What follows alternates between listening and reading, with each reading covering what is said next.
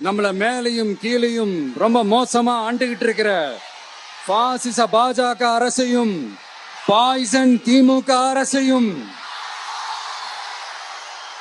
கேள்வி கேட்கறதுக்காக வந்திருக்கிறேன்.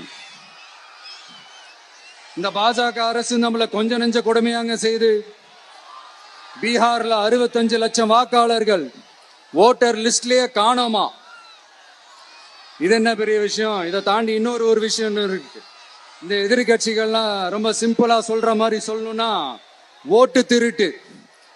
வீட்டு நம்பர் 0ன்னு போட்டெல்லாம் ஓட்டர் ஐடி கார்டு கொடுத்துருக்காங்கன்னா பாத்துக்காங்களேன். அடுத்து 1 நேஷன் 1 எலெக்ஷன், ஒரே நாடு ஒரே தேர்தல் 2029ல இவங்களுடைய ஆட்சி காலம் முடிய போகுதுன்றது எல்லாருக்குமே தெரிஞ்ச ஒரு விஷயம்தான்.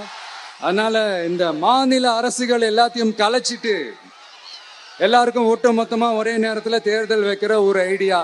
அப்பதானே ஒரே நேரத்துல இந்த தில்லு முள்ளு வேலைகள்லாம் ஈஸியா செய்ய முடியும். இதுக்கு பேர் என்னங்க? ஜனநாயக படுகொலை தானே. அடுத்து டீலிமிட்டேஷன், பார்லிமெண்ட் தொகுதிகள் மறுசீராய்வு.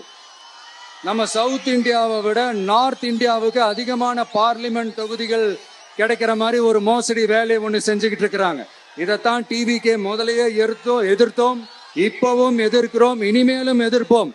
அதனால இந்த SIR, 1 நேஷன் 1 எலெக்ஷன், டீலிமிட்டேஷன் இதெல்லாம் எதிர்கட்சிகளை அழிக்கிறதுக்காக ரொம்ப ரொம்ப முக்கியமா நம்ம சவுத் இந்தியாவோட அந்த பவரை குறைக்கிறதுக்காக செய்யப்படுற ஒரு மோசடி வேலைகள். இது ஒட்டுமொத்த இந்தியாவுக்கும் பாஜக அரசு செய்யற ஒரு துரோகம்.